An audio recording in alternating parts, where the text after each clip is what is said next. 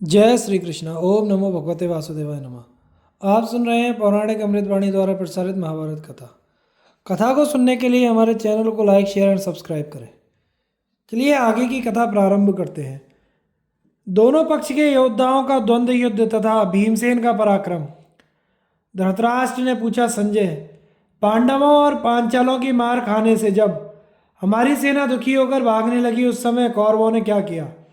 संजय ने कहा, महाराज, उस समय महाबाहु भीमसेन पर कर्ण की दृष्टि पड़ी। उन्हें देखते ही उसकी आंखें क्रोध से लाल हो गईं और वह उन पर चढ़ आया। उसने भीमसेन के डर से भागती हुई आपकी सेना को बड़ी कोशिश करके रोका। उसने व्यवस्था पूर्वक खड़ी करके पांडवों की ओर बढ़ा।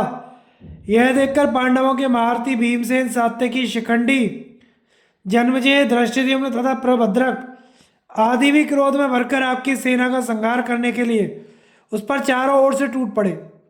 उस युद्ध में शिखंडी ने कर्ण का सामना किया। धृष्टद्युम्न ने बहुत बड़ी सेना से घिरे हुए दुशासन का मुकाबला किया। नकुल ने वृषसेन और युधिष्ठिर ने चित्रसेन पर धावा किया। सहदेव उलूक से भिड़ गया। सात्यकी का शकुनी पर और द्रौपदी के पुत्रों का कौरवों पर आक्रमण हुआ। अर्जुन का सामना महारथी अश्वत्थामा ने किया। कृपाचार्य का योद्धामन्यु से और कृतवर्मा का उत्तमौजा से युद्ध हुआ। भीमसेन ने अकेले ही समस्त कौरवों तथा उनकी सेनाओं का वेग रोका। महाराज शिखंडी ने रणभूमि में निर्भय विचरते हुए कर्ण को अपने बाणों का निशाना बनाया और उसे आगे बढ़ने से रोक दिया। बाधा पाकर रोष के मारे कर्ण के होठ फड़कने लगे। उसने शिखंडी की दोनों भौहों के बीच में 3 बाण मारे। उनसे अत्यंत आहत होकर शिखंडी ने भी कर्ण को तेज किए हुए 90 बाण मारे। तब महारथी कर्ण ने 3 बाणों से शिखंडी के सारथी और घोड़ों को मार डाला। इससे शिखंडी को बड़ा क्रोध हुआ। उसने अपने रथ से कूदकर कर्ण के ऊपर शक्ति का प्रहार किया। कर्ण ने 3 बाणों से उस शक्ति के टुकड़े टुकड़े कर डाले और 9 तीखे बाण मारकर उसे भी बींध डाला। शिखंडी के शरीर में बहुत घाव हो गए थे, इसलिए वह कर्ण के धनुष से छूटे हुए बाणों का वार बचाता हुआ तुरंत भाग निकला। अब कर्ण पांडव सैनिकों को अपने बाणों से मारकर गिराने लगा। दूसरी ओर आपके पुत्र दुशासन ने धृष्टद्युम्न को बहुत पीड़ित किया। तब धृष्टद्युम्न ने दुशासन की छाती में 3 बाण मारे। फिर दुशासन ने भी एक तीखे भल्ल से धृष्टद्युम्न की बाईं भुजा को बीन डाला। इससे धृष्टद्युम्न क्रोध में भर गया और एक तीखा क्षुरप्र मारकर उसने दुशासन का धनुष काट दिया। यह देखकर पांचाल योद्धा उच्च स्वर से गर्जना करने लगे। अब आपके पुत्र ने दूसरा धनुष हाथ में लिया और हंसते हंसते बाणों की झड़ी लगाकर धृष्टद्युम्न को चारों ओर से घेर लिया। तदनंतर पांचाल देशीय सैनिकों ने भी अपने सेनापति को बचाने के लिए आपके पुत्र पर घेरा डाल दिया। फिर तो आपके योद्धाओं का शत्रुओं के साथ घोर संग्राम होने लगा। इसी बीच में अपने पिता के पास खड़े हुए वृषसेन ने नकुल को पहले 5 फिर 8 बाण मारे। तब शूरवीर नकुल ने भी हंसते हंसते एक तीखे नाराज से वृषसेन की छाती छेद डाली। इस चोट से वृषसेन बहुत घायल हो गया। फिर तो वे दोनों वीर हजारों बाणों की बौछार एक दूसरे को ढकने लगे। इतने में ही कौरव सेना में भगदड़ मच गई। कर्ण पीछे लौटकर उन्हें रोकने लगा। उसके लौट जाने पर नकुल ने कौरवों के ऊपर चढ़ाई की। कर्णपुत्र वृषसेन भी नकुल का सामना करना छोड़ अपने पिता के पहियों की ही रक्षा में लग गया। इसी प्रकार क्रोध में भरे हुए उलूक को संग्राम में सहदेव ने रोका। उसने उलूक के चारों घोड़ों को मारकर उसके सारथी को भी यमलोक भेज दिया। उलूक रथ से कूदकर भागा और तुरंत त्रिगर्तों की सेना में जा घुसा। एक और सात्यकी और शकुनी में लड़ाई हो रही थी। सात्यकी ने तेज किए हुए 20 बाणों से शकुनी को घायल कर दिया और एक भल्ल मारकर उसकी ध्वजा भी काट डाली। इससे शकुनी को बड़ा कोप हुआ। उसने सात्यकी का कवच काटकर उसकी ध्वजा के भी टुकड़े टुकड़े कर दिए। सात्यकी ने शकुनी को पुनः 3 बाणों से घायल किया और 3 ही बाण उसके सारथी को भी मारे। इसके बाद अनेकों बाण मारकर उसने शकुनी के घोड़ों को यमलोक भेज दिया। फिर तो शकुनी सहसा रथ से कूद पड़ा और उलूक के रथ पर बैठकर वहां से चंपत हो गया। अब सात्यकी आपकी सेना पर बाण बरसाने लगा। उसके बाणों की चोट से आहत हो आपके सैनिक चारों ओर भागने लगे।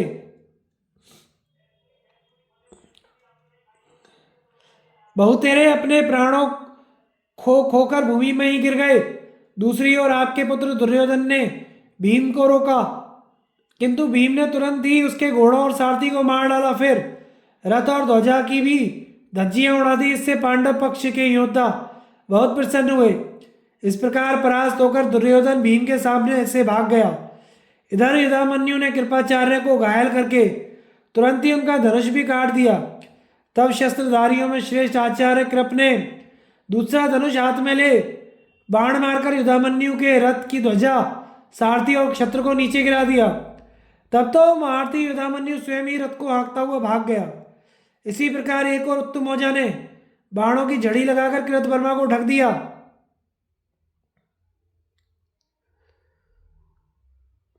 फिर उन दोनों में अत्यंत भयंकर युद्ध छिड़ गया। कृतवर्मा ने उत्तमौजा की छाती में चोट की। वह मूर्छित होकर रथ में बैठ गया। उसकी यह अवस्था देखकर सारथी उसे रथभूमि से दूर हटा ले गया। तदनंतर कौरवों की सारी सेना भीमसेन पर टूट पड़ी। दुशासन तथा शकुनी ने हाथियों की बहुत बड़ी सेना से भीमसेन को घेर कर उन पर बाण मारना आरंभ किया। हाथियों की सेना देखते ही देखते भीमसेन की क्रोध की सीमा न रही। उन्होंने दिव्यास्त्रों का प्रयोग करते हुए हाथियों से ही हाथियों का संहार आरंभ किया। अपने बाणों से हाथियों के हजारों जत्थों का सफाया कर डाला। उस समय बिजली की गड़गड़ाहट के समान भीम के धनुष की टंकार सुनकर हाथी मलमूत्र त्यागते हुए बड़े वेग से भाग रहे थे। महाराज, भीमसेन का वह पराक्रम संपूर्ण प्राणियों का संहार करने वाले रुद्र के समान जान पड़ता था। कर्ण से पराजित और घायल होकर युधिष्ठिर का अपनी छावनी में विश्राम के लिए जाना। संजय कहते हैं, राजन, दूसरी ओर युधिष्ठिर को आते देख आपका पुत्र दुर्योधन क्रोध में भर गया। उसने अपनी आधी सेना साथ में ले सहसा निकट जाकर उन्हें सब ओर से घेर लिया और 73 शुरप मारकर उनको बीध डाला। कुंती नंदन युधिष्ठिर ने भी क्रोध में भरकर आपके पुत्र को तुरंत ही 30 भल्ल मारे। यह देखकर उन्हें पकड़ने के लिए कौरव पक्ष के योद्धा टूट पड़े। उस समय शत्रुओं के खोटे विचार जानकर महारथी नकुल, सहदेव तथा धृष्टद्युम्न एक अक्षुणी सेना के साथ युधिष्ठिर के पास आ धमके। वहां पहुंचते ही सहदेव ने बड़ी फुर्ती के साथ दुर्योधन को 20 बाण मारे। इतने में कर्ण युधिष्ठिर की सेना का संहार करने लगा। उसके बाणों से पीड़ित होकर वह सेना सहसा भाग खड़ी हुई। तब राजा युधिष्ठिर को बड़ा क्रोध हुआ। उन्होंने तेज किए हुए 50 बाणों से कर्ण को बीन डाला। तदनंतर उन दोनों में भयंकर युद्ध छिड़ा। धर्मराज शान पर चढ़ाकर तेज किए हुए भांति भांति के बाणों, बल्लों, शक्ति, रिष्टि तथा मूसलों से आपकी सेना का संहार करने लगे। उस समय आपके योद्धाओं में हाहाकार मच गया। धर्मात्मा युधिष्ठिर जहाँ जहाँ दृष्टि डालते थे वहाँ वहाँ के सैनिकों का सफाया हो जाता। यह देखकर कर्ण अत्यंत कुपित होकर युधिष्ठिर पर नाराज, अर्धचंद्र तथा वसुदंत आदि का प्रहार करने लगा।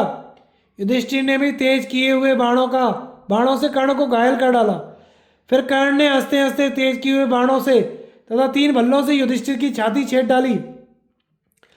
इससे धर्मराज को बड़ी पीड़ा हुई और वे रथ के पिछले भाग में बैठ गए और सारथी को वहां से चल देने की आज्ञा दी।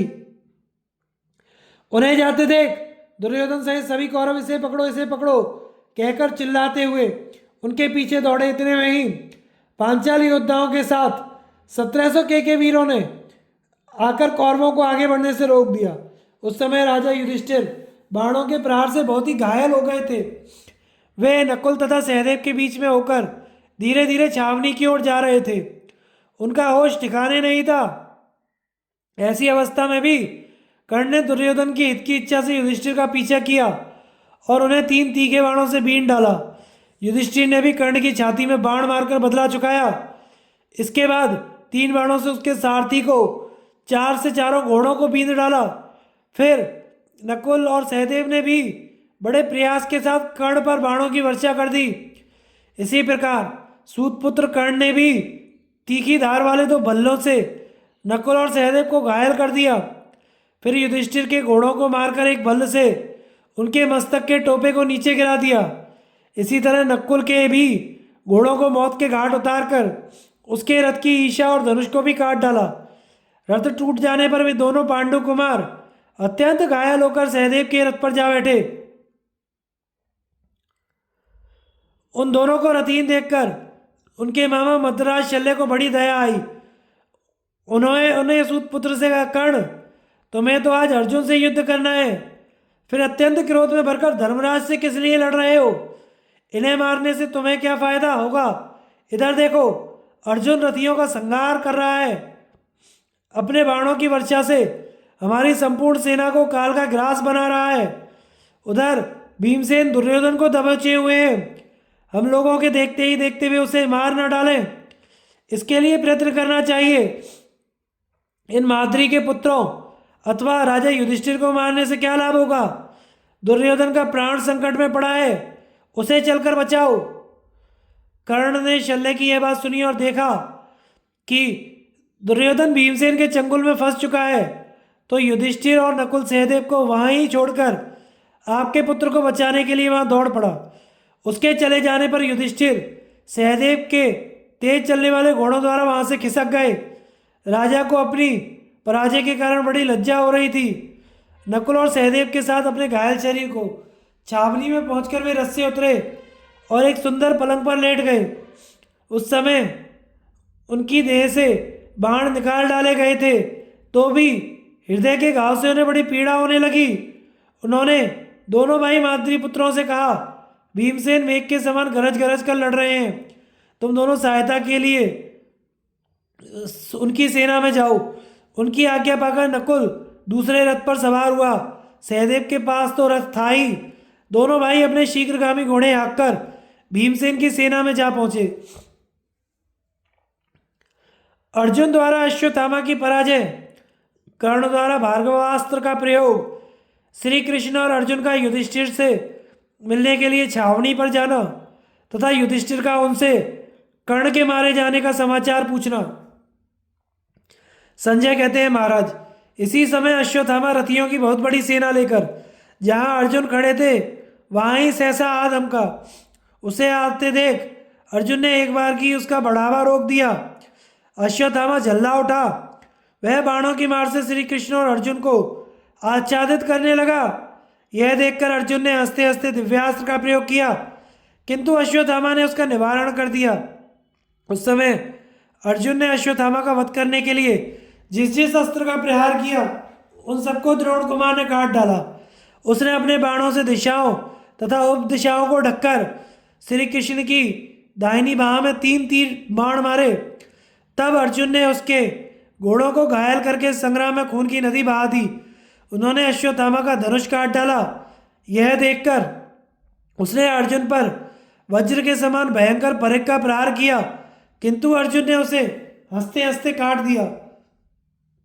अब अश्वत्थामा का क्रोध और बढ़ गया। उसने इंद्रास्त्र का प्रयोग किया, परंतु अर्जुन ने महेंद्रास्त्र से उसे शांत कर दिया। साथ ही अश्वत्थामा को भी बाणों से ढक दिया। द्रोण कुमार अपने सहायकों से उन बाणों को काट गिराया और 100 बाणों से श्री कृष्ण को और 300 से अर्जुन को बीन डाला। तब अर्जुन ने भी अश्वत्थामा के मर्म स्थानों में 100 बाण मारे और उसके सारथी को एक बल्ल से मारकर रथ से नीचे गिरा दिया। उस समय अश्वत्थामा ने स्वयं ही घोड़ों की बागडोर संभाली और श्री कृष्ण तथा अर्जुन को बाणों से ढकना आरंभ कर दिया। उसके इस पराक्रम की सभी योद्धा प्रशंसा कर रहे थे। इसी बीच में अर्जुन ने हंसते हंसते उसके घोड़ों की बागडोर को छरप्परों से तुरंत काट डाला। अब वे घोड़े बाणों की मार से अत्यंत पीड़ित होकर भाग चले। उस समय पांडव विजय पाकर चारों ओर तीखे बाणों की वर्षा करते हुए आपकी सेना को खदेड़ने लगे। उन्होंने कौरव सेना को इतनी पीड़ा पहुंचाई कि वे आपके पुत्रों के रोकने पर भी ना रुक सके। तदनंतर दुर्योधन ने बड़े स्नेह के साथ कर्ण से कहा, महाभाव, देखो, पांडवों ने हमारी इस विशाल सेना को बड़ा कष्ट पहुंचाया है। तुम्हारे रहते हुए भी यह भय के कारण भागी जा रही है। यह जानकर जो उचित समझो करो। पांडवों के खदेड़े हुए हमारे हजारों योद्धा अब तुम्हें सहायता के लिए पुकार रहे हैं। दुर्योधन की यह बात सुनकर कर्ण ने हंसते हंसते अपने धनुष पर भार्गवास्त्र का संधान किया। फिर तो उससे लाखों करोड़ों और अरबों बाण प्रकट हुए जो अग्नि के समान प्रज्वलित हो रहे थे। उन भयंकर बाणों से समस्त पांडव सेना आच्छादित हो गई। उस समय कुछ भी सूझ नहीं पड़ता था और युद्ध में भार्गवास्त्र की मार से हजारों हाथी घोड़े रथी और पैदल प्राणहीन होकर गिर उठ पड़े। पृथ्वी कांपने लगी। पांडवों की संपूर्ण सेना व्याकुल हो गई। कर्ण द्वारा मारे जाते हुए पांचाल और चेदी देशीय योद्धा भय के मारे भागने और चिल्लाने लगे। साथ ही भगवान श्री कृष्ण और अर्जुन को पुकारने लगे। कर्ण के बाण से मारे जाते हुए संजयों का आर्तनाद सुनकर कुंती नंदन अर्जुन ने भगवान वासुदेव से कहा, महाबाहो श्री कृष्ण, आप इस भार्गवास्त्र के पराक्रम को तो देखिए। युद्ध में किसी भी तरह इसका नाश नहीं किया जा सकता। उधर कर्ण अपने घोड़ों को बढ़ाता हुआ बारंबार मेरी ओर देख रहा है। इस समय उसके सामने से भाग जाना मैं ठीक नहीं समझता। श्री कृष्ण ने कहा, पार्थ, कर्ण ने राजा युधिष्ठिर को बहुत घायल कर दिया है। इस समय उनसे मिलकर और धीरज देकर फिर कर्ण का वध करना। यह कहकर जनार्दन युधिष्ठिर से मिलने के लिए आगे बढ़े। उनका उद्देश्य था जब तक अर्जुन धर्मराज से मिलेंगे तब तक कर्ण युद्ध करते करते खूब थक जाएगा और भगवान की आज्ञा के अनुसार अर्जुन अपने घायल हुए भाई को देखने के लिए रथ पर बैठे बैठे चल दिए। चलते चलते उन्होंने अपनी सेना में सबोर दृष्टि डाली परंतु कहीं भी अपने बड़े भाई को नहीं देखा। तब वे बड़ी तेजी से भीमसेन के पास पहुंचकर उनसे बोले, राजा युधिष्ठिर कहाँ हैं? भीम ने कहा, धर्मराज युधिष्ठिर यहाँ से छावनी पर चले गए हैं। कर्ण के बाणों से घायल होने के कारण उनके शरीर में बड़ी पीड़ा हो रही थी। संभव है किसी तरह जीवित हो। अर्जुन बोले, यदि ऐसी बात है तो आप शीघ्र ही उनका समाचार लेने जाइए। कर्ण के बाणों से अत्यंत घायल हो जाने के कारण वे अवश्य ही छावनी की ओर चले गए हैं। उनकी क्या हालत है जानने के लिए आप शीघ्र ही चले जाइए। यहाँ खड़ा मैं शत्रुओं को रोके रहूंगा। भीम ने कहा, अर्जुन, यदि मैं चला जाऊंगा तो शत्रु पक्ष के वीर यही कहेंगे कि भीमसेन डर गए, इसलिए तुम ही जाकर महाराज की खबर लो। अर्जुन बोले, मेरे शत्रु संशप्तक सामने खड़े हैं। आज इन्हें मारे बिना मैं यहाँ से नहीं जा सकता। भीम ने कहा, धनंजय, मैं अपने पराक्रम से संशप्तकों का सामना करूंगा, तुम निश्चित होकर जाओ। भीमसेन की बात सुनकर अर्जुन ने श्री कृष्ण से कहा, ऋषिकेश, अब मैं राजा युधिष्ठिर के दर्शन करना चाहता हूँ। आप शीघ्र ही घोड़े हाँकिए। तब गरुड़ के समान तेज चलने वाले घोड़ों को हाँककर बहुत ही शीघ्र राजा युधिष्ठिर के पास पहुंच गए। फिर दोनों ने रथ से उतरकर धर्मराज के चरणों में प्रणाम किया और उन्हें सकुशल देख वे बड़े प्रसन्न हुए। तदनंतर राजा युधिष्ठिर ने श्री कृष्ण और अर्जुन का अभिनंदन किया। उस समय धर्मराज ने यह समझ लिया कि कर्ण मारा गया। इससे उन्हें बड़ी प्रसन्नता हुई। वे हर्ष गदगद वाणी से बोले, देवकी नंदन, तुम्हारा स्वागत है। धनंजय, तुम्हारा भी स्वागत है। इस समय तुम दोनों को देखकर मुझे बड़ी प्रसन्नता हुई है क्योंकि तुम लोगों ने स्वयं सकुशल रहकर महारथी कर्ण को मार डाला है। वह सब प्रकार की शस्त्र विद्या में निपुण तथा कौरवों का अगुआ था। परशुराम जी ने अस्त्र विद्या सिखाकर उसे महान शक्तिशाली बना दिया था। युद्ध में उस पर विजय पाना कठिन था। वह विश्वविख्यात महारथी और संसार का सर्वश्रेष्ठ वीर था। दुर्योधन का हित साधन करता रहता था। हम लोगों को दुख देने के लिए ही तैयार रहता था। हमारे मित्रों के लिए तो वह काल के समान था। ऐसे महाबली कर्ण को तुम दोनों ने युद्ध में मार डाला, यह बड़े आनंद की बात हुई। भैया श्री कृष्ण और अर्जुन, आज कर्ण ने मेरे साथ भयंकर युद्ध किया। उसने मेरे दोनों चक्र रक्षकों तथा सारथी को मार डाला। घोड़ों को यमलोक पटाया और मेरे पक्ष के बहुत से योद्धाओं को जीतकर मुझे भी परास्त कर दिया। इतना ही नहीं, उसने मेरा अपमान करके मुझे बहुत से कटु वचन सुनाए। धनंजय, अधिक क्या कहूँ, इस समय जो मैं जीवित हूँ यह भीमसेन का प्रभाव है। मुझसे तो वह अपमान सहा नहीं जाता। कर्ण ने मुझे इतना घायल और अपमानित कर दिया तो अब मेरे जीने से क्या लाभ। अब मैं राज्य लेकर भी क्या करूँगा? पहले कभी भीष्म, द्रोण और कृपाचार्य से भी मुझे जो अपमान नहीं मिला वह आज सूतपुत्र से प्राप्त हुआ है। इसलिए अर्जुन, मैं तुमसे पूछता हूँ, किस प्रकार सकुशल रहकर तुमने कर्ण का वध किया, वह सब समाचार मुझे सुनाओ। वीरवर, कर्ण के बाणों से जब मैं बहुत घायल हो गया तो उसका वध करने के लिए मैंने तुम्हारा ही स्मरण किया था। इस समय कर्ण का वध करके तुमने मेरे उस स्मरण को सफल बना दिया है ना। बताओ तो, सूतपुत्र को तुमने किस तरह मारा? अर्जुन की बात से कर्ण के जीवित रहने का पता लगाकर युधिष्ठिर का उन्हें धिक्कारना तथा युधिष्ठिर का वध करने के लिए उद्यत हुए अर्जुन को भगवान द्वारा धर्म का तत्व समझाया जाना।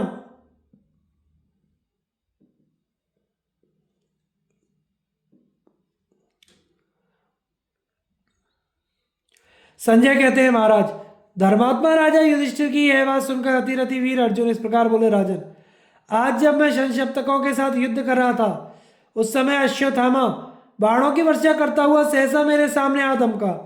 मेरा रथ देखते ही उसकी सारी सेना मेरे साथ युद्ध करने के लिए खड़ी हो गई। तब मैं उस सेना के 500 वीरों को मारकर अश्वत्थामा पर जा चढ़ा। अश्वत्थामा अपने तीखे बाणों से मुझे और भगवान श्री कृष्ण को पीड़ा देने लगा। मेरे साथ लड़ते समय उसके पीछे 808 बैल बाणों का बोझ ढो रहे थे। उसने वे सभी बाण मुझ पर चलाए, किंतु मैंने अपने सहायकों से उन सभी को नष्ट कर डाला। तत्पश्चात उसके ऊपर मैंने वज्र के समान 30 बाण मारे। उनसे छिद जाने के कारण उसका रूप शिकारी जानवर के समान दिखाई देने लगा। फिर तो अपने समस्त शरीर से खून की धारा बहाता हुआ वह सूतपुत्र के रथियों के दल में घुस गया। उस समय उसको दूसरे प्रधान योद्धा भी खून से लथपथ दिखाई पड़े।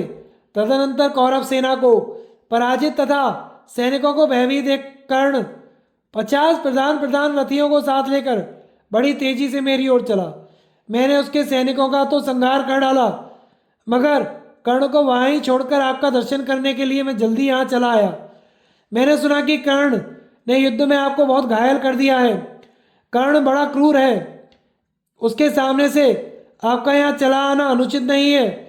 मैं समझता हूँ वह समय युद्ध से हट जाने का ही था। युद्ध में अपने सामने ही मैंने कर्ण के अद्भुत अस्त्र को देखा है। पांचालों में कोई भी वीर ऐसा नहीं है जो आज कर्ण का वेग सह सके। महाराज, सात्यकी और दृष्टिद्युम्न मेरे पहियों की रक्षा करें। राजकुमार युधामन्यु और उत्तमौजा ये मेरे पृष्ठभाग की रक्षा में रहें। फिर मैं इस संग्राम में महारथी कर्ण के साथ युद्ध करूंगा। आपकी भी इच्छा हो तो आइए और देखिए हम दोनों किस प्रकार एक दूसरे को जीतने का प्रयास करते हैं। यदि मैं आज बलपूर्वक कर्ण को उसके बंधु बांधवों से न मार डालूं तो प्रतिज्ञा करके उसका पालन ना करने वालों को जो कष्टप्रद गति मिलती है वही मुझे भी मिले। अब मैं आपसे युद्ध में जाने की आज्ञा चाहता हूँ। आशीर्वाद दीजिए जिससे रण में मेरी विजय हो। राजन, मैं सूतपुत्र कर्ण, उसकी सेना तथा संपूर्ण शत्रुओं का संहार करूंगा। युधिष्ठिर कर्ण के बाणों की चोट से बहुत कष्ट पा रहे थे। अर्जुन के मुख से जब उन्होंने कर्ण के जीवित रहने का समाचार सुना तो उन्हें बड़ा क्रोध हुआ। वे धनंजय से इस प्रकार बोले, तात, तुम्हारी सेना शत्रुओं से तिरस्कृत होकर रण से भाग गई है और जब तुम कर्ण को मार नहीं सके तो भयभीत होकर भीम को अकेले ही छोड़कर यहाँ भाग आए। यह तुमने खूब स्नेह निभाया। वीर माता कुंती के गर्भ से जन्म लेकर यह अच्छा काम नहीं किया। द्वैत वन में तुमने यह सच्ची प्रतिज्ञा की थी कि मैं अकेले ही कर्ण को मार डालूंगा, फिर उसे जीते जी छोड़कर तुम यहाँ कैसे चले आए? अर्जुन, तुम जन्म लेकर 7 दिन के ही हुए थे उस समय आकाशवाणी ने कुंती से कहा था, इस बालक का पराक्रम इंद्र के समान होगा, यह समस्त शत्रुओं पर विजय पाएगा, यह खांडव वन में संपूर्ण देवताओं तथा सब प्राणियों को जीत लेगा। राजाओं के बीच यह मद्र कलिंग के गौरव वीरों का तथा कौरव वीरों का संहार करेगा। संसार में इससे बढ़कर कोई भी धनुर्धर नहीं होगा। कोई भी प्राणी कभी युद्ध में इसे परास्त नहीं कर सकेगा। यह संपूर्ण विद्याओं का ज्ञाता तथा जितेंद्रिय होगा। इच्छा करते ही यह समस्त प्राणियों को अपने अधीन कर लेगा। चंद्रमा के समान इसकी कांति होगी और वायु के समान वेग। यह स्थिरता में मेरु और क्षमा में पृथ्वी के समान होगा। सूर्य के समान तेजस्वी, कुबेर के समान धनी, इंद्र के समान पराक्रमी और भगवान विष्णु के समान बलवान होगा। कुंती, जैसे अदिति के गर्भ से शत्रुहंता विष्णु ने जन्म लिया था, उसी प्रकार तुम्हारा यह महात्मा पुत्र भी तुम्हारे गर्भ से उत्पन्न हुआ है। अपने पक्ष की विजय तथा शत्रु पक्ष का संहार करने में इसकी ख्याति होगी। इससे ही वश परंपरा का विस्तार होगा। इस प्रकार शतशृंग पर्वत के ऊपर यह आकाशवाणी हुई, जिसे अनेक तपस्वियों ने सुना, किंतु यह सत्य नहीं हुई। निश्चय ही अब देवता भी झूठ बोलने लगे हैं। सदा ही तुम्हारी प्रशंसा करने वाले बड़े बड़े ऋषियों के मुख से भी मैंने ऐसी बातें सुनी हैं, इसलिए मुझे दुर्योधन की उन्नति के विषय में कभी भी विश्वास नहीं हुआ तथा आज तक मुझे इस बात का भी पता नहीं था कि तुम कर्ण के भय से डरते हो। ऐसी परिस्थिति में अब मैं क्या कर सकता हूँ? आज कौरवों, अपने मित्रों तथा अन्य संपूर्ण योद्धाओं के सामने मुझे सूतपुत्र के वश में होना पड़ा, इसलिए मेरे जीवन को धिक्कार है पार्थ। यदि तुम्हारा पुत्र महारथी अभिमन्यु आज जीवित होता तो वह शत्रु पक्ष के संपूर्ण महारथियों का नाश कर डालता। उसके रहते युद्ध में मुझे ऐसा अपमान कभी नहीं उठाना पड़ता। यदि घटोत्कच जीवित होता तो भी मुझे युद्ध से विमुख नहीं होना पड़ता, किंतु मैं अपने अभाग्य के लिए क्या कहूँ। जान पड़ता है मेरे पूर्व जन्म के पाप बड़े ही प्रबल हैं, तभी तो दुरात्मा कर्ण ने तुम्हें तिनके के समान भी ना गिनकर मेरे साथ वह व्यवहार किया जो किसी बंधुहीन एवं असमर्थ मनुष्य के साथ किया जाता है। जो पुरुष आपत्ति में पड़े हुए को उससे छुड़ाता है, वही सच्चा बंधु और सहृदय है।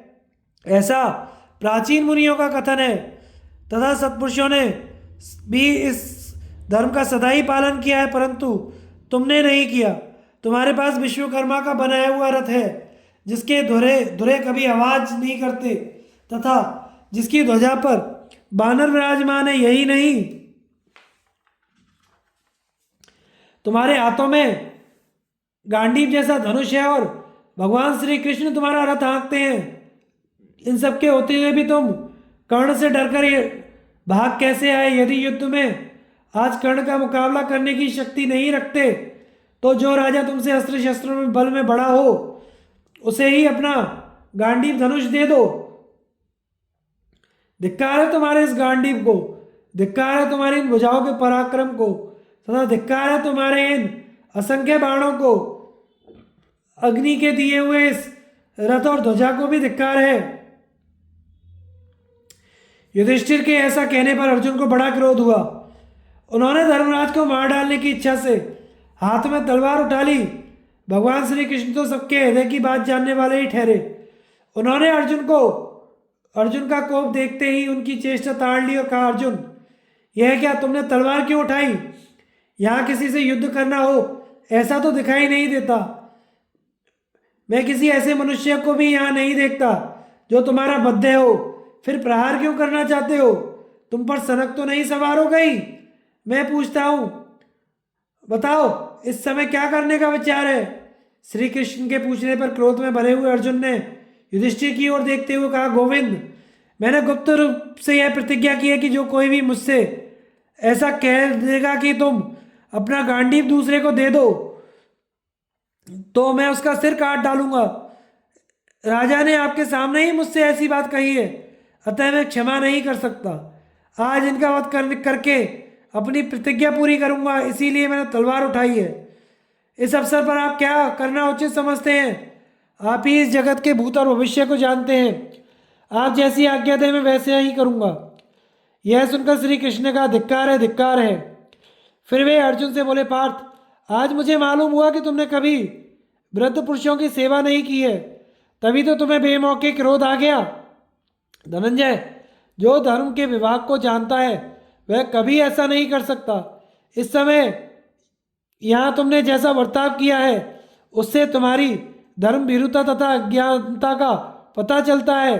जो नहीं करने योग्य काम करता है तथा करने योग्य नहीं करता वह मनुष्य अधम है जो स्वयं धर्म का आचरण करके शिष्यों द्वारा उपासना किए जाने पर उन्हें धर्म का उपदेश देते हैं। धर्म के संक्षेप और विस्तार को जानने वाले उन गुरुजनों को इस विषय में क्या निर्णय है इसे तुम नहीं जानते। उस निर्णय को नहीं जानने वाला मनुष्य कर्तव्य और अकर्तव्य के निश्चय में ही तुम्हारी तरह असमर्थ एवं मोहित हो जाता है। क्या करना चाहिए क्या नहीं इसे जान लेना सहज नहीं है। इसका ज्ञान होता है शास्त्र से और शास्त्र का तुम्हें पता ही नहीं है।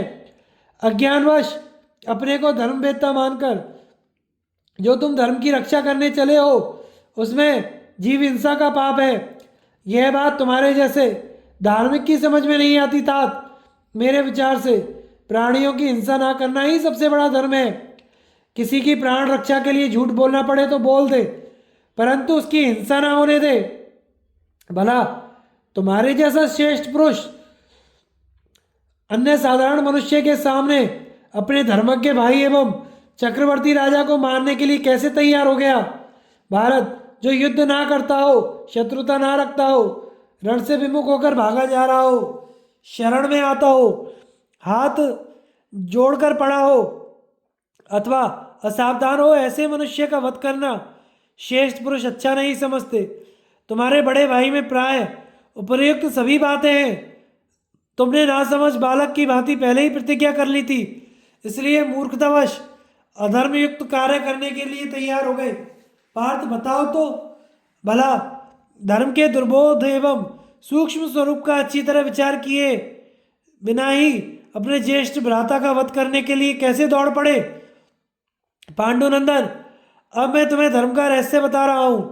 पितामह भीष्म धर्मज्ञ युधिष्ठिर विदुर जी अथवा यशस्विनी कुंती देवी तुम्हें धर्म के जिस तत्व का उपदेश कर सकती है उसको मैं ठीक ठीक बता रहा हूँ सुनो। सत्य बोलना बहुत अच्छा काम है। सत्य से बढ़कर कुछ भी नहीं है। फिर भी सत्यवादी को ही कभी कभी सत्य के स्वरूप का ठीक ठीक ज्ञान होना कठिन हो जाता है। देखो सत्य का अनुष्ठान कैसे होता है। जहाँ सत्य का परिणाम असत और असत्य का परिणाम सत हो वहाँ सत्य ना बोलकर असत्य बोलना ही उचित है।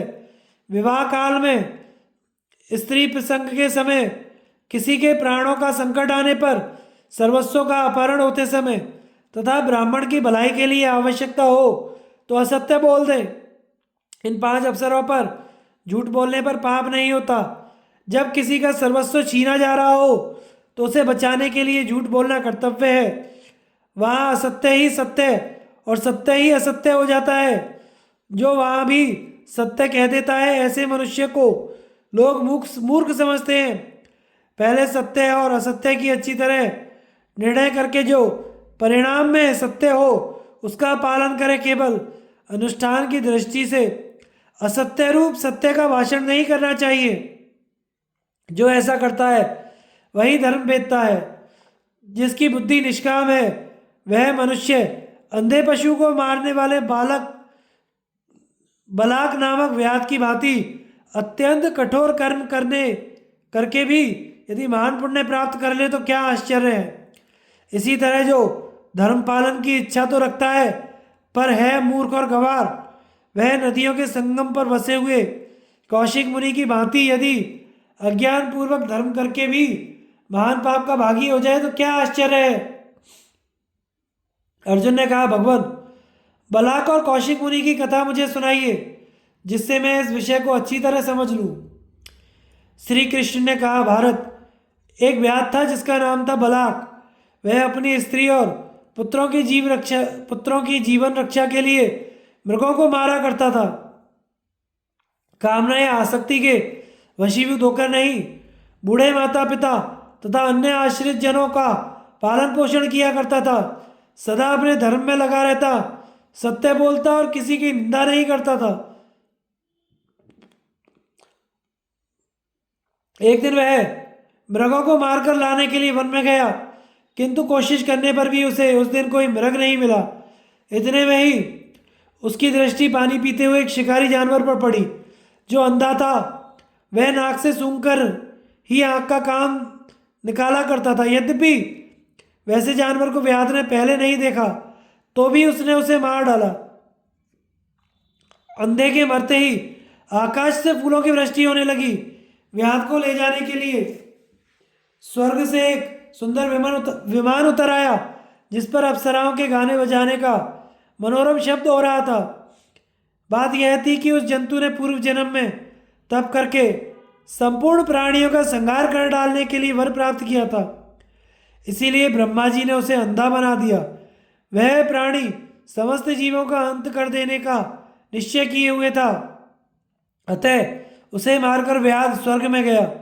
इस प्रकार धर्म के स्वरूप को समझना बड़ा कठिन है। इसी तरह कौशिक नाम का एक तपस्वी ब्राह्मण था, जो बहुत पढ़ा लिखा नहीं था।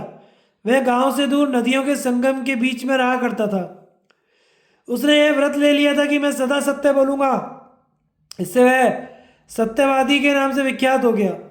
एक दिन की बात है, कुछ लुटेरों के भय से छिपने के लिए कुछ लोग उसके आश्रम के पास के वन में घुस गए। लुटेरे भी यत्नपूर्वक उनका पता लगा रहे थे। वे सत्यवादी कौशिक के पास आकर बोले, भगवान, बहुत से लोग जो इधर ही आए हैं, किस रास्ते से गए हैं? हम सच्ची बात पूछते हैं। यदि आप जानते हैं तो बता दीजिए। उनके पूछने पर कौशिक ने सच्ची बात कह दी कि इस वन में जहाँ घने वृक्ष, लता और झाड़ियाँ हैं, उधर ही वे गए हैं। पता लग जाने पर उन निर्दयी डाकुओं ने उन सब लोगों को पकड़कर मार डाला, ऐसी किंवदंती है। इस प्रकार वाणी का दुरुपयोग करने के कारण ब्राह्मण को महान पाप लगा और उस पाप की वजह से कौशिक को दुखदायी नरक की हवा खानी पड़ी, क्योंकि वह धर्म के सूक्ष्म रूप को बिल्कुल नहीं जानता था। इसी तरह जिसने शास्त्र बहुत कम पढ़ा है, जो गंवार है, धर्म के विभाग को ठीक ठीक नहीं जानता, वह मनुष्य यदि वृद्ध पुरुषों से अपने संदेह नहीं पूछता तो उसे महान नरक का कष्ट उठाना पड़ता है। अब तुम्हारे लिए संक्षेप में धर्म की पहचान बताई जाती है। कितने ही मनुष्य परम ज्ञान रूप धर्म को तर्क के द्वारा जानने का प्रयत्न करते हैं, किंतु बहुत लोग ऐसा कहते हैं कि वेदों से ही धर्म का ज्ञान होता है। मैंने जो यहाँ धर्म के स्वरूप की व्याख्या की है, वह समस्त प्राणियों के लाभ को ही दृष्टि में रखकर की है। धर्म के संबंध में ऐसा निश्चय है कि जो अहिंसा युक्त है वही धर्म है। हिंसकों को हिंसा से रोकने के लिए धर्म की व्याख्या की गई है। धर्म ही प्रजा को धारण करती है और धारण करने के कारण ही उसे धर्म कहते हैं।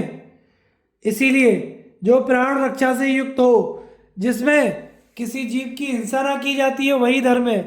यही धर्मवेत्ताओं का सिद्धांत है। जो लोग स्वयं अन्यायपूर्वक धन छीन लेने की इच्छा रखते हुए दूसरों से सत्य भाषण कराना चाहते हैं, वहाँ यदि मौन रहने से छुटकारा मिल जाए तो वैसा ही करे, किसी तरह बोले ही नहीं। किंतु यदि बोलना अनिवार्य हो जाए तो ना बोलने से लुटेरों को संदेह होने लगे तो वहाँ असत्य बोलना ही ठीक है।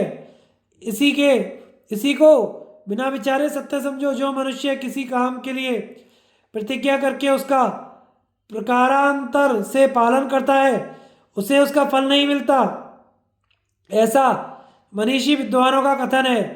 प्राण संकट में, विवाह में, समस्त कुटुंबियों के प्राणांत का समय उपस्थित होने पर या हंसी परिहास में यदि असत्य बोला गया हो तो वह असत्य नहीं माना जाता।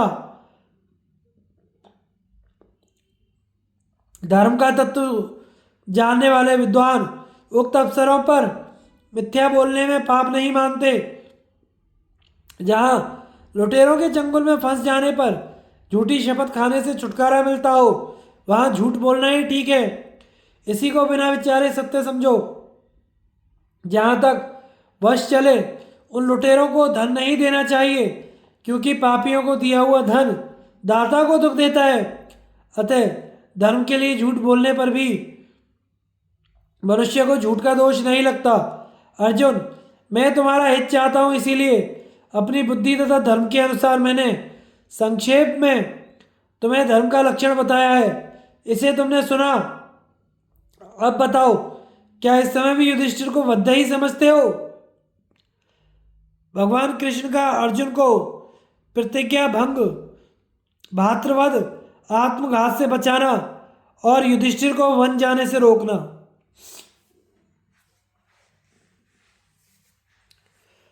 अर्जुन बोले, श्री कृष्ण, कोई बहुत बड़ा विद्वान और बुद्धिमान मनुष्य जैसा उपदेश दे सकता है तथा जिसके अनुसार आचरण करने से हम लोगों का कल्याण होना संभव हो, वैसी ही बात आपने बताई है।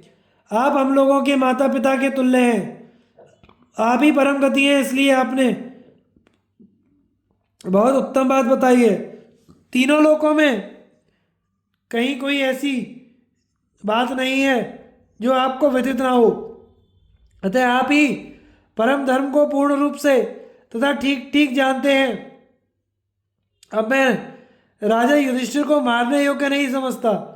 मेरी इस प्रतिज्ञा के संबंध में आप ही अनुग्रह करके कुछ ऐसी बात बताइए जिससे इसका पालन भी हो जाए और राजा का वध भी ना होने पावे।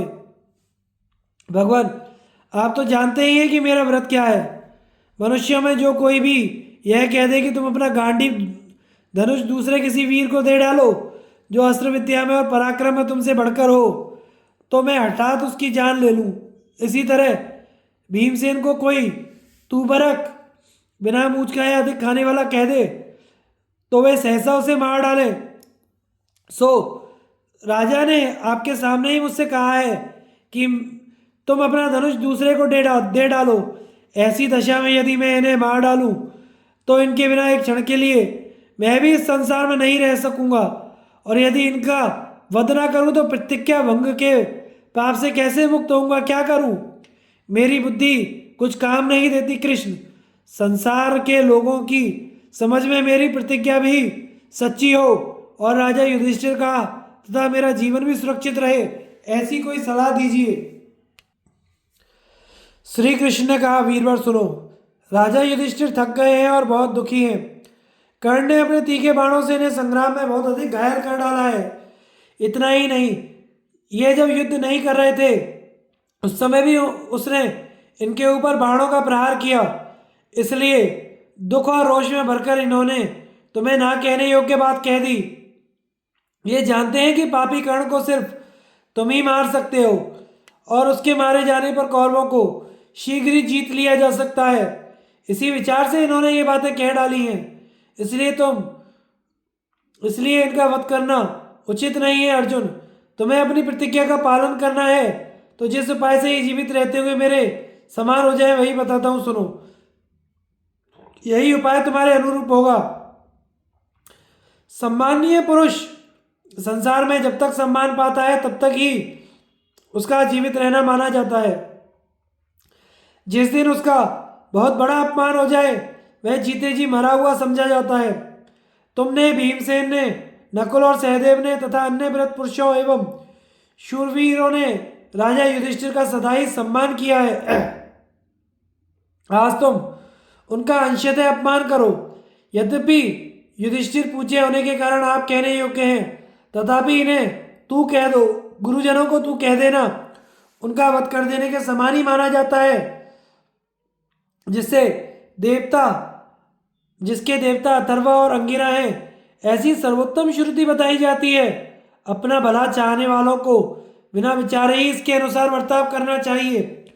उस श्रुति का भाव यह है कि गुरु को तू कह देना, उसे बिना मारे ही मार डालना है। इसलिए जैसा मैंने बताया उसी के अनुसार तुम धर्मराज के लिए तू शब्द का प्रयोग करो। तुम्हारे मुंह से अपने लिए तू का प्रयोग सुनकर धर्मराज उसे अपना वधी समझेंगे। इसके बाद तुम इनके चरणों में प्रणाम करके सांत्वना देना और अपनी कही हुई अनुचित बात के लिए क्षमा मांग लेना।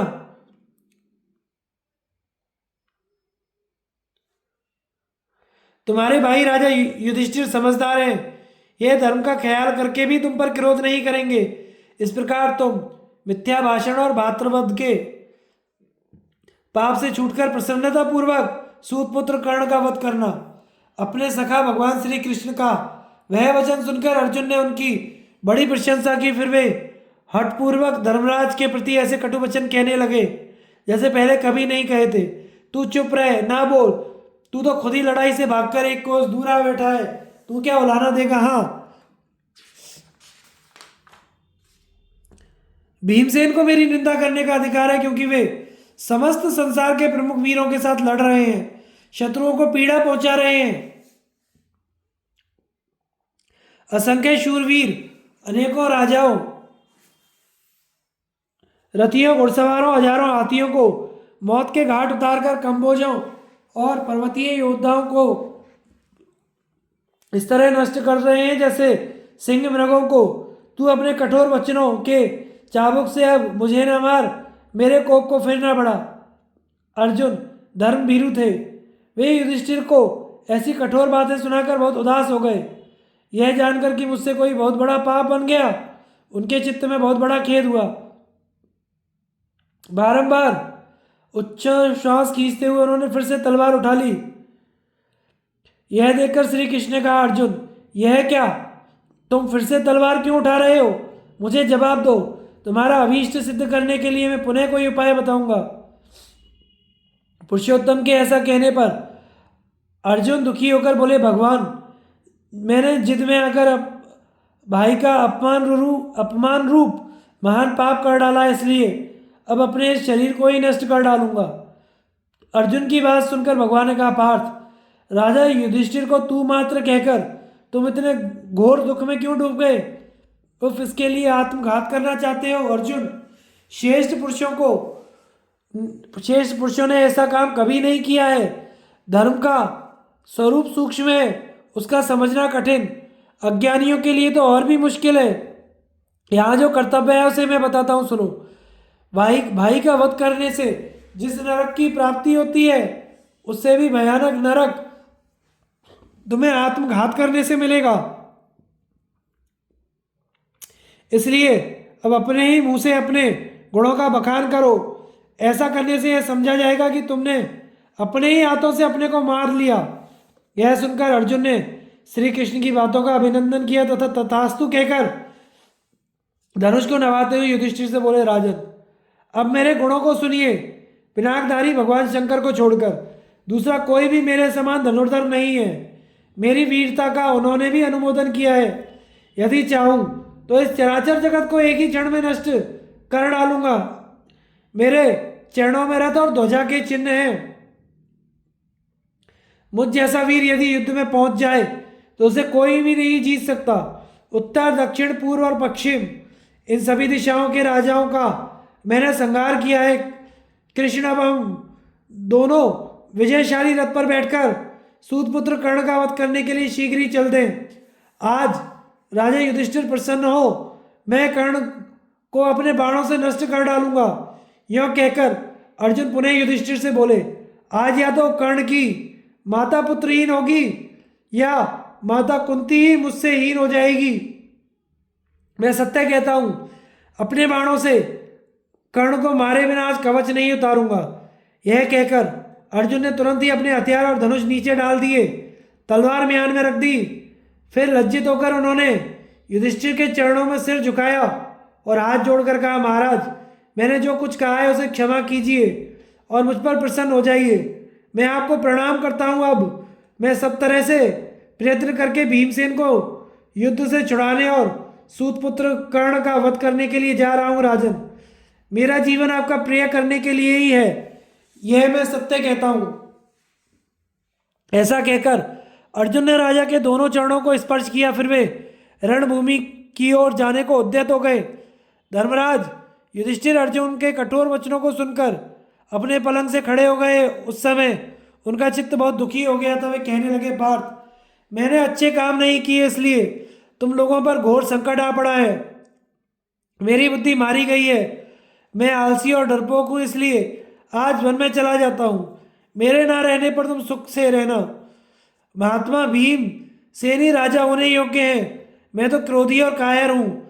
अब मुझ में तुम्हारी ये कठोर बातें सहन करने की शक्ति नहीं है। इतना अपमान हो जाने पर मेरे जीवित रहने की भी कोई आवश्यकता नहीं है। यह कहकर वह सहसा पलंग से कूद पड़े और वन में जाने को उद्यत हो गए। यह देखकर भगवान श्री कृष्ण ने उन्हें प्रणाम करके कहा, राजन आपको तो सत्य प्रतिज्ञा अर्जुन की यह प्रतिज्ञा मालूम ही है कि जो कोई उन्हें गांडीव धनुष दूसरे को देने के लिए कह देगा वह उनका वध्य होगा। फिर भी आपने उन्हें वैसी ही बात कह दी। इससे अर्जुन ने अपनी प्रतिज्ञा की रक्षा करते हुए मेरे कहने से आपका अनादर किया है। गुरुजनों का अपमान ही उनका वध कहलाता है। इसलिए मैंने अर्जुन को जो सत्य की रक्षा की दृष्टि में रखकर आपके साथ न्याय के विरुद्ध आचरण किया है उसे आप क्षमा कर दीजिए। हम दोनों ही आपकी शरण में आए हैं। मेरा भी अपराध है। इसके लिए आपके चरणों में गिरकर क्षमा की भीख मांगता हूँ। आप मुझे क्षमा कर दें। आज यह पृथ्वी पापी कर्ण का रक्तपान करेगी। मैं आपसे सच्ची प्रतिज्ञा करके कहता हूँ, अब सूत पुत्र को मरा हुआ ही मान लीजिए। भगवान की यह बात सुनकर युधिष्ठिर ने सहसा उन्हें अपने चरणों से उठाया और हाथ जोड़कर कहा, गोविंद, आप जो कुछ कहते हैं वह ठीक है। सचमुच ही मुझसे यह भूल हो गई। माधव, आपने यह रहस्य बताकर मुझ पर बड़ी कृपा की, डूबने से बचा लिया। आज आपने हम लोगों की भयंकर विपत्ति से रक्षा की। आप जैसे स्वामी को पाकर ही हम दोनों संकट के भयानक समुद्र से पार हो गए। हम लोग अज्ञानवश मोहित हो रहे थे। आपकी ही बुद्धि रूप नौका का सहारा ले अपने मंत्रियों सहित शोक सागर से पार हुए हैं। अच्युत, हम आपसे ही सनाथ हैं। अर्जुन का युधिष्ठिर से क्षमा मांगना, युधिष्ठिर का अर्जुन को आशीर्वाद देना, अर्जुन की रण यात्रा और भगवान कृष्ण द्वारा अर्जुन के पराक्रम का वर्णन। संजय कहते हैं, महाराज, धर्मराज के मुख से वह प्रेम युक्त वचन सुनकर भगवान श्री कृष्ण ने अर्जुन को भी बताया। इधर अर्जुन ने भगवान के कथन अनुसार जो युधिष्ठिर का प्रतिवाद किया था उससे कोई पाप बन गया ऐसा समझकर वे पुनः उदास हो गए। तब भगवान श्री कृष्ण ने हंसते हंसते कहा, अर्जुन, राजा युधिष्ठिर को यदि तू कह देने मात्र से इस तरह शोक में डूब गए तो राजा का वध कर देने पर तुम्हारी क्या दशा होती। सचमुच धर्म का स्वरूप जानना बड़ा कठिन है। जिनकी बुद्धि मंद है उनके लिए तो उसका जानना और भी मुश्किल है। तुम धर्म भीरू होने के कारण अपने बड़े भाई का वध करके निश्चय ही घोर अंधकार में पड़ते, भयंकर नरक में गिरते। अब मेरी राय यह है कि तुम कुरुश्रेष्ठ युधिष्ठिर को शीघ्र ही प्रसन्न करो। जब वे प्रसन्न हो जाएं तो हम लोग शीघ्र ही सूतपुत्र कर्ण से लड़ने के लिए चलें। तब अर्जुन बहुत लज्जित होकर राजा के चरणों में पड़ गए और बोले, राजन, धर्म पालन की कामना से भयभीत होकर मैंने जो कुछ कह डाला है उसे क्षमा कीजिए और मुझ पर प्रसन्न होइए।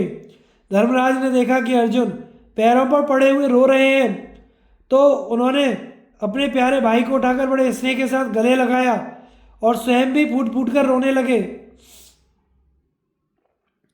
दोनों भाई बड़ी देर तक रोते रहे। फिर दोनों का भाव एक दूसरे के प्रति शुद्ध हो गया। दोनों ही प्रेम और प्रसन्नता से भर गए। तदनंतर युधिष्ठिर ने पुनः अर्जुन को बड़े प्रेम से गले लगाया और उनका मस्तक सूंघकर अत्यंत प्रसन्नता से कहा, महाभाव, मैं युद्ध में पूर्ण प्रयत्न के साथ लड़ रहा था, किंतु कर्ण ने समस्त सैनिकों के सामने मेरा कवच, रथ की ध्वजा, धनुष, बाण, शक्ति और घोड़े नष्ट कर डाले। उस कर्म को याद करके मैं दुख से पीड़ित हो रहा हूँ। अब जीना अच्छा नहीं लगता। यदि आज युद्ध में उस वीर को नहीं मार डालोगे तो निश्चय ही मैं अपने प्राणों को त्याग दूंगा। उनके ऐसा कहने पर अर्जुन ने कहा, राजन, मैं नकुल, सहदेव तथा भीमसेन की सौगंध खाता हूँ और अपने हथियारों को छूकर सत्य की शपथ करके कहता हूँ कि आज या तो कर्ण को मार डालूंगा या स्वयं ही मरकर रणभूमि में शयन करूंगा। राजा से यूं कहकर अर्जुन श्री कृष्ण से बोले, माधव, आज युद्ध में मैं अवश्य ही कर्ण को मारूंगा। आपकी बुद्धि के बल से ही उस दुरात्मा का वध होगा।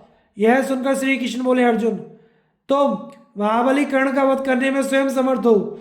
मेरी तो सदा ही यह इच्छा रहती है कि तुम किसी तरह कर्ण को मारते। अर्जुन से यह कहकर श्री कृष्ण धर्मराज युधिष्ठिर से बोले, राजन, आप कर्ण के बाणों से बहुत पीड़ित हो गए हैं। यह सुनकर मैं और अर्जुन आपको देखने आए थे। सौभाग्य की बात है, ना तो आप मारे गए ना ही उसकी कैद में पड़े। अब अर्जुन को शांत करके इन्हें विजय के लिए आशीर्वाद दीजिए। युधिष्ठिर बोले, भैया अर्जुन, आओ आओ, फिर मेरी छाती से लग जाओ। तुमने कहने योग्य और हित की बात कही है तथा मैंने उसके लिए क्षमा भी कर दिया। धनंजय, मैं तुम्हें आज्ञा देता हूँ, जाओ कर्ण का नाश करो। यह सुनकर अर्जुन ने पुनः अपने बड़े भाई के चरण पकड़ लिए और उन पर सिर रखकर प्रणाम किया। राजा ने उन्हें उठाकर पुनः छाती से लगाया और उनका मस्तक सूंघकर कहा, धनंजय, तुमने मेरा बहुत सम्मान किया है, अतः मैं आशीर्वाद देता हूँ कि सर्वत्र तुम्हारी महिमा बढ़े, तुम्हें सनातन विजय प्राप्त हो। अर्जुन ने कहा, महाराज, जिसने आपको बाणों से पीड़ित किया है उस कर्ण को आज अपने पापों का भयंकर फल मिलेगा। आज उसे मारकर ही आपका दर्शन करूंगा। इस सच्ची प्रतिज्ञा के साथ मैं आपके चरणों का स्पर्श करता हूँ। यह सुनकर युधिष्ठिर का चित्त बहुत प्रसन्न हुआ। उन्होंने अर्जुन से फिर कहा, पार्थ, तुम्हें सदा ही अक्षय यश, पूर्ण आयु, मनोवांछित कामना, विजय तथा बल की प्राप्ति हो। तुम्हारे लिए मैं जो कुछ चाहता हूँ वह सब तुम्हें मिले। अब जाओ और शीघ्र ही कर्ण का नाश करो। इस प्रकार धर्मराज को प्रसन्न करने के अनंतर अर्जुन ने श्री कृष्ण से कहा, गोविंद, अब मेरा रथ तैयार हो, उसमें उत्तम उत्तम घोड़े जोते जाएं, फिर सब प्रकार के अस्त्र शस्त्र सजाकर रख दिए जाए, फिर सूतपुत्र का वध करने के लिए आप शीघ्र ही यात्रा करें। अर्जुन के ऐसा कहने पर श्री कृष्ण ने दारुक से कहा, तो पार्थ के कथनानुसार सारी तैयारी करो। भगवान की आज्ञा पाते ही दारुक ने रथ को सब सामग्रियों से सुसज्जित करके उसमें घोड़े जोत दिए और उसे अर्जुन के पास लाकर खड़ा कर दिया। अर्जुन ने देखा दारुक रथ जोत कर ले आया है तो उन्होंने धर्मराज की आज्ञा ली और ब्राह्मणों द्वारा स्वस्ति वाचन कराकर वे अपने मंगलमय रथ पर विराजमान हुए। उस समय धर्मराज युधिष्ठिर ने अर्जुन को आशीर्वाद दिए। तत्पश्चात अर्जुन कर्ण के रथ की ओर चल दिए। कुछ दूर जाने पर उनके मन में बड़ी चिंता हुई। वे सोचने लगे, मैंने कर्ण को मारने की प्रतिज्ञा तो की है, किंतु यह किस तरह पूर्ण होगी। अर्जुन को चिंतित देख भगवान मधुसूदन ने कहा, गांडीवधारी अर्जुन, तुमने अपने धनुष से जिन जिन वीरों पर विजय पाई है उन्हें जीतने वाला इस संसार में तुम्हारे सिवा कोई मनुष्य नहीं है। जो तुम्हारे जैसे वीर नहीं है उनमें से कौन सा ऐसा पुरुष है जो द्रोण, भीष्म, भगदत्त, अवंती कुमार, विंदरुविंद, कंबोजा, सुदक्षिण, श्रुतायु, अच्युतायु का सामना करके कुशल से रह सकता है। तुम्हारे पास दिव्यास्त्र हैं, तुम में फुर्ती है, बल है, युद्ध के समय तुम्हें घबराहट नहीं होती, तुम्हें अस्त्र शस्त्रों का संपूर्ण ज्ञान है, लक्ष्य भेदने और गिराने की कला मालूम है, निशाना मारते समय तुम्हारा चित्त एकाग्र रहता है। तुम चाहो तो गंधर्वों और देवताओं सहित संपूर्ण चराचर जगत का नाश कर सकते हो। इस भूमंडल पर तुम्हारे समान योद्धा है ही नहीं। ब्रह्मा जी ने प्रजा की सृष्टि करने के पश्चात इस महान गांडीव धनुष की भी रचना की थी जिससे तुम युद्ध करते हो। इसीलिए तुम्हारी बराबरी करने वाला कोई नहीं है। तो भी तुम्हारे हित के लिए एक बात बता देना आवश्यक है। तुम कर्ण को अपने से छोटा समझकर उसकी अवहेलना ना करना। मैं तो महारथी कर्ण को तुम्हारे समान या तुमसे भी बढ़कर समझता हूँ, इसलिए पूरा प्रयास करके तुम्हें उसका वध करना चाहिए। वह अग्नि के समान तेजस्वी और वायु के समान वेगवान है। क्रोध होने पर काल के समान हो जाता है। उसके शरीर का गठन सिंह के समान है। वह बहुत बलवान है। उसकी ऊंचाई 8 रत्नी 168 अंगुल है। भुजाएं बड़ी बड़ी और छाती चौड़ी है। उसको जीतना बहुत ही कठिन है। वह महान शूरवीर और अभिमानी है। उसमें योद्धाओं के सभी गुण हैं। वह अपने मित्र कौरवों को अभय देने वाला है और पांडवों से सदा द्वेष रखने वाला है। मेरा तो ऐसा ख्याल है कि सिर्फ तुम ही उसे मार सकते हो और किसी के लिए उसका मारना टेढ़ी खीर है। इसलिए आज ही उस दुरात्मा क्रूर पापी कर्ण को मारकर अपना मनोरथ पूर्ण करो। अर्जुन, मैं तुम्हारे उस पराक्रम को जानता हूं जिसका वारण करना देवता और असुरों के लिए भी कठिन है। जैसे सिंह मतवाले हाथी को मार डालता है, उसी प्रकार तुम भी अपने बल और पराक्रम से शूरवीर कर्ण का संहार करो। इसके लिए मैं तुम्हें आज्ञा देता हूं। तुम शत्रुओं के दुर्धर्ष हो। तुम्हारे ही आश्रय में रहकर ये पांडव और पांचाल रण में डटे हुए हैं। तुम्हारे द्वारा सुरक्षित इन पांडव और पांचाल मत्स्य करुष चेदी देशीय वीरों ने असंख्य शत्रुओं का संहार कर डाला है। तुम्हारे संरक्षण में युद्ध करने वाले पांडव महारथियों के सिवा दूसरा कौन है जो संग्राम में कौरवों को परास्त कर सके। तुम तो देवता, असुर और मनुष्यों सहित तीनों लोगों को युद्ध में जीत सकते हो, फिर कौरव सेना की तो विसात ही क्या है। कोई इंद्र के समान भी पराक्रमी क्यों ना हो, तुम्हारे सिवा कौन राजा भगदत्त को जीत सकता था। अक्षौहिणी सेना के स्वामी तथा युद्ध में कभी पीछे पैर न हटाने वाले भीष्म, द्रोण, कृपाचार्य, कर्ण, अश्वत्थामा, भूरिश्रवा, कृतवर्मा, जयद्रथ, शल्य तथा दुर्योधन जैसे महारथियों पर तुम्हें छोड़कर दूसरा कौन विजय पा सकता है। भयंकर पराक्रम दिखाने वाले तुषार, यवन, खश, दारवा, विसार, दरद, शक, माठर, तंगण, आंध्र, पुलिंद, किरात, मलेक्ष, पर्वतीय तथा समुद्र तट पर रहने वाले योद्धा क्रोध में भरकर दुर्योधन की सहायता के लिए आए हैं। इन्हें तुम्हारे सिवा कोई दूसरा नहीं जीत सकता। यदि तुम रक्षक ना होते तो व्यूहकार में खड़ी हुई कौरवों की विशाल सेना पर कौन चढ़ाई कर सकता था। तुम्हारी ही सहायता से पांडव पक्ष के वीरों ने उसका संहार किया है। भीष्म जी अस्त्र विद्या में बड़े प्रवीण थे। उन्होंने चेदी, काशी, पांचाल, करुष, मत्स्य तथा केके देशी वीरों को बाणों से आच्छादित कर कर मार डाला था। वे जब एक बार धनुष की मूठ पकड़ते तो हजारों रथियों का सफाया कर डालते थे। उनके द्वारा लाखों मनुष्यों और हाथियों का संहार हुआ। 10 दिनों तक युद्ध में तुम्हारी बहुत सी सेना का विध्वंस करके उन्होंने कितने ही रथ सूने कर दिए। संग्राम में भगवान रुद्र और विष्णु के समान अपना भयंकर रूप प्रकट करके चेदी, पांचाल और केके वीरों का संहार करते हुए उन्होंने रथों, घोड़ों और हाथियों से भरी हुई पांडव सेना का विनाश कर डाला। इस प्रकार भीष्म जी अद्वितीय वीर थे, परंतु उन्हें भी शिखंडी ने तुम्हारे संरक्षण में रहकर अपने बाणों का निशाना बनाया। आज भी बाण शैया पर पड़े हुए हैं पार्थ। जयद्रथ का वध करते समय युद्ध में तुमने जैसा पराक्रम किया था वैसा तुम्हारे सिवा कौन कर सकता है। राजा लोग सिंधुराज के वध को तुम्हारा आश्चर्यजनक पराक्रम मानते हैं, पर मैं ऐसा नहीं समझता, क्योंकि तुम्हारे जैसे वीर से ऐसा काम होना कोई आश्चर्य की बात नहीं है। मेरा तो ऐसा विश्वास है कि यदि सारा क्षत्रिय समाज एकत्रित होकर तुम्हारा सामना करने आ जाए तो वह एक ही दिन में नष्ट हो जाएगा। मेरे विचार से यही तुम्हारे योग्य पराक्रम होगा अर्जुन। जिस समय भीष्म और द्रोणाचार्य मारे गए तभी से कौरवों की इस भयंकर सेना का मानो सर्वस्व लुट गया। इसके प्रधान प्रधान योद्धा नष्ट हो गए।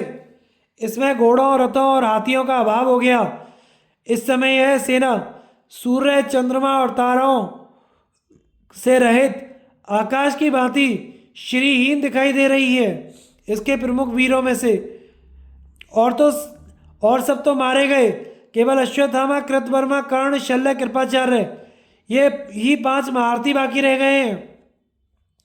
इन 5 को मारकर तुम शत्रुहीन हो जाओ और राजा युधिष्ठिर को दीप, नगर, समुद्र, पर्वत, बड़े बड़े वन, आकाश और पाताल सहित समस्त पृथ्वी अर्पण कर दो।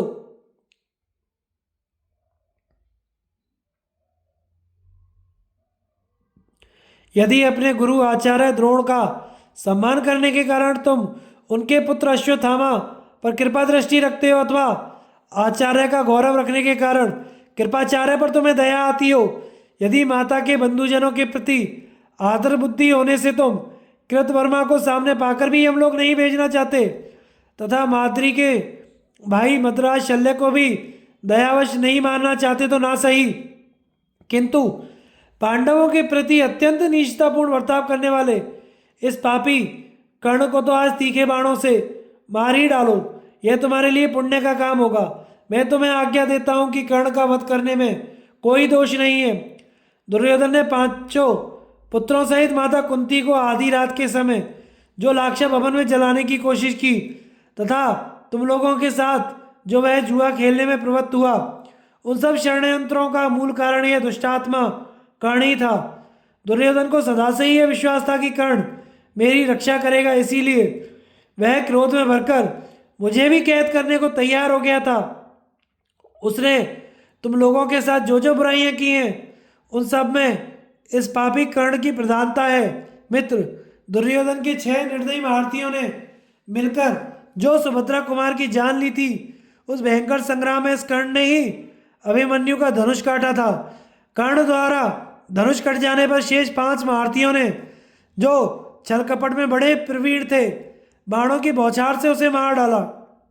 उस वीर के इस तरह मारे जाने पर प्राय सबको दुख हुआ, केवल ये दुष्ट कर्ण और दुर्योधन ही जी भरकर हंसे थे। इतना ही नहीं, इसने कौरवों की भरी सभा में द्रौपदी को इस प्रकार कटु वचन सुनाए थे, कृष्णे, पांडव तो नष्ट होकर सदा के लिए नरक में पड़ गए, अब तू दूसरा पति वर्ण कर ले। आज से तू धृतराष्ट्र की दासी हुई, अतः राजमहल में जाकर अपना काम संभाल। अब पांडव तुम्हारे स्वामी नहीं रहे, वे तेरे लिए कुछ भी नहीं कर सकते। तू दासों की स्त्री है और स्वयं भी दासी है। इस तरह इस पापी ने बहुत सी बातें कही जो तुमने भी सुनी। इसके अलावा इसने तुम लोगों के साथ अन्याय करके जो जो पाप किए हैं उन सबको तथा इसके जीवन को भी तुम्हारे बाण नष्ट करें। आज दुरात्मा कर्ण अपने शरीर पर गांडीव धनुष से छूटे हुए भयंकर बाणों की चोट सहता हुआ आचार्य द्रोण तथा भीष्म के वचन याद करे। तुम्हारे सहायकों से पीड़ित हुए राजा लोग आज दीन और विषाद युक्त होकर हाहाकार मचाते हुए कर्ण को रथ से नीचे गिरता देखें। राजा शल्य भी आज तुम्हारे सैकड़ों बाणों से छिन्न भिन्न हुए रथी और अश्व से रहित रथ को छोड़कर भयभीत होकर भाग जाए। पार्थ, यदि तुम सूतपुत्र कर्ण के देखते देखते अपनी प्रतिज्ञा पूर्ति के लिए उसके पुत्र को मार डालो, तो वह भीष्म द्रोण और विदुर की बातों को याद करे। तुम्हारा मुख्य शत्रु दुर्योधन तुम्हारे हाथ से कर्ण को मारा गया देख अपने जीवन तथा राज्य से निराश हो जाए। जान पड़ता है कि पांचाल देशीय वीर द्रौपदी के पुत्र धृष्टद्युम्न शिखंडी, धृष्टद्युम्न के पुत्र शतानीक, नकुल, सहदेव, दुर्मुख, जन्मजेय, सुधर्मा तथा सात्यकी ये कर्ण के वश में पड़ गए हैं। उनका घोर आर्तनाद सुनाई पड़ता है, जो अपने मित्र के लिए प्राणों की परवाह ना करके सामने डटकर लड़ रहे हैं। उन सैकड़ों पांचाल वीरों को कर्ण यमलोक भेज रहा है। वे कर्ण रूपी अगाध महासागर के में नाव के बिना डूब रहे हैं। अब तुम्हें ही नौका बनकर उनका उद्धार करना चाहिए। कर्ण ने भृगुवंशी परशुराम जी से जो अस्त्र प्राप्त किया था, उसी का अत्यंत भयंकर रूप आज प्रकट हुआ है। वह घोर अस्त्र अपने तेज से प्रज्वलित हो तुम्हारी सेना को सब ओर से घेर कर संताप दे रहा है। यह देखो, भीम संजय योद्धाओं से घिरे हुए हैं तथा अत्यंत क्रोध में भरकर कर्ण से लड़ते हुए उसके पहने बाणों से पीड़ित हो रहे हैं। मैं युधिष्ठिर की सेना में तुम्हारे सिवा किसी वीर को ऐसा नहीं देखता जो कर्ण से लोहा लेकर कुशल पूर्वक घर लौट आवे। इसलिए तुम अपनी प्रतिज्ञा के अनुसार तेज किए हुए बाणों से आज कर्ण को मारकर उज्जवल कीर्ति प्राप्त करो वीरवर। मैं सच कहता हूं, एक तुम ही कर्ण सहित कौरवों को युद्ध में जीत सकते हो, दूसरा कोई नहीं। अतः भारती कर्ण को मारकर तुम अपना मनोरथ सफल करो। आगे की कथा का प्रसारण हम अगले भाग में करेंगे। हमारे चैनल को लाइक, शेयर एंड सब्सक्राइब करें। धन्यवाद।